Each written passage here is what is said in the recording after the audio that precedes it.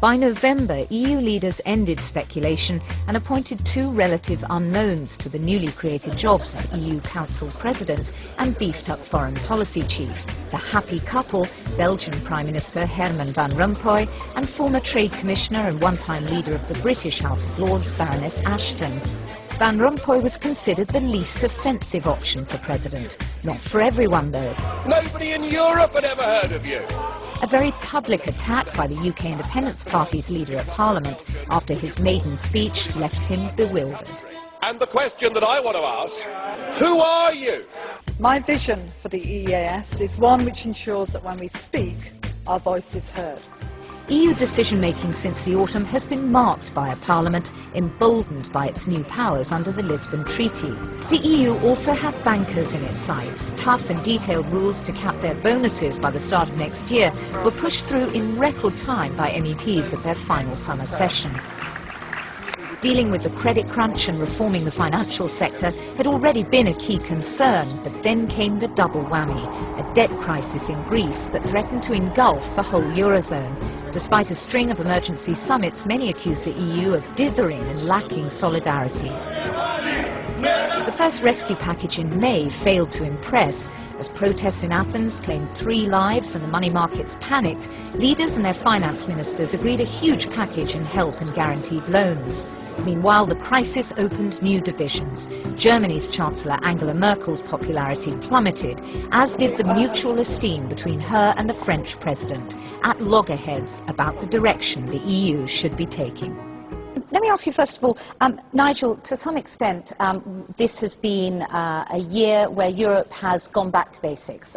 They called it the existential crisis for Europe, partly because of external circumstances, the financial crisis, partly because of the Lisbon Treaty. The whole sort of direction's been reappraised, and a lot of people have felt the answer is towards more integration. And in a way, the argument that you put forward, that the opposite should be true, has been lost a little bit. No, I mean, that's the argument for everything, isn't it? You know, the European Union devises something, it fails, and therefore it says we have to have more of it. It does it with the fisheries policy, it does it with financial policy.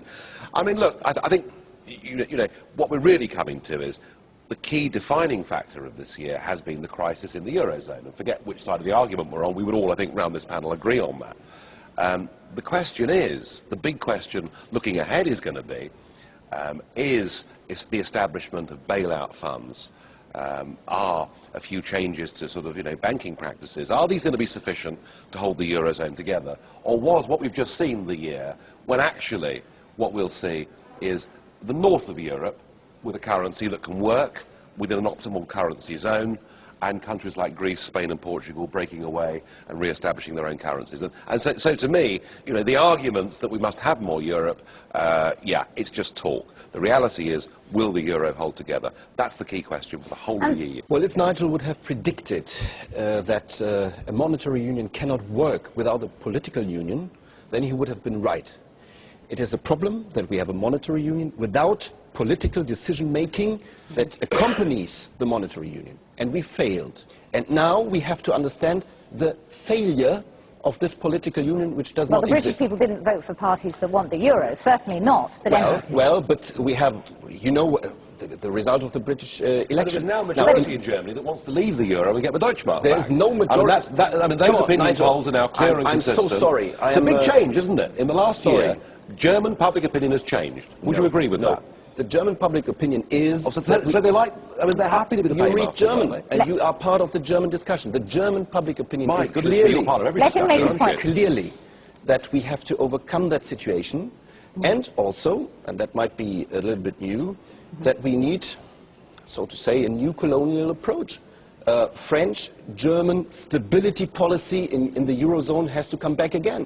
The biggest thing that's happened in the last few months, as far as I'm concerned, is that post-Lisbon Treaty, the powers which are available to the European Parliament and its relationship between the Parliament and the Council and the Commission has absolutely dramatically changed. And I think that has not really got through. It's not got through to, if you like, national audiences. or indeed, for that matter, international ones. Change for the good or for the worse? Well, I think it's better because I think... Why did you vote against it then, Timothy, if you think No, we're it's not better? talking now about the Lisbon Treaty per se. The Lisbon Treaty is now passed. It's in. No, but you're saying that the effect of the Lisbon Treaty in increasing the powers of the European Parliament is for the better, but you voted against it. No, I think on that aspect it has been positive. This Parliament, I mean, listen to the group leaders. And I mean, I go to some of the Conference of Presidents meetings. Listen to what is being said by the leader of the EPP group, the Socialist group. Actually, what's happened, on paper, the Lisbon Treaty has given this place a lot more power. Yeah, you know, absolutely, I accept that argument. But in reality, the Parliament feels that the crisis has actually emasculated it and that the power has gone back to, or the perception of power has gone back to the Council. And that is why every group leader, yours included, gets up and says, we must go back to the community method. We don't like the greater intergovernmental. Okay, you'll go, and I do not agree with that. And we don't agree with the community method from our perspective. We heard it today. Just tell me, what was the single most important event for you in this parliamentary year? Nigel? Oh, personally, being fined 10 days' pay for having a conversation with Herman Van Rompuy. In which you are considered to be quite rude. Oh, well, rude. Goodness me. We've had parliaments and chambers for thousands of years where people have been rude to each other, but now we have one where no criticism is allowed. I don't mind paying 10 days' pay for it, but it does show you the kind of move within these European institutions where no real opposition voice is allowed.